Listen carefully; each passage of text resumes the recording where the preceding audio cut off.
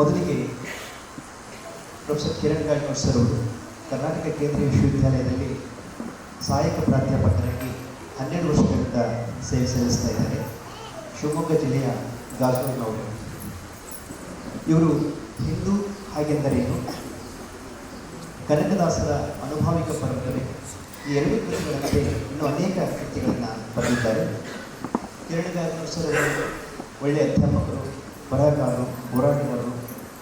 ಪ್ರಜಾವಾಣಿ, ವಾರ್ತಾಭಾರತಿ, ಸಮಾಜಮುಖಿ, ಮಯೂರ ಹೀಗೆ ನಾಡಿನ ಸಾಹಿತ್ಯಿಕ ಮತ್ತು ಸಾಂಸ್ಕೃತಿಕ ಪತ್ರಿಕೆಗಳಲ್ಲಿ ಅಂಕಣ ಬರಹಗಾರರಾಗಿ ಕೂಡ ಅವರು ಕೆಲಸ ಮಾಡಿದ್ದಾರೆ.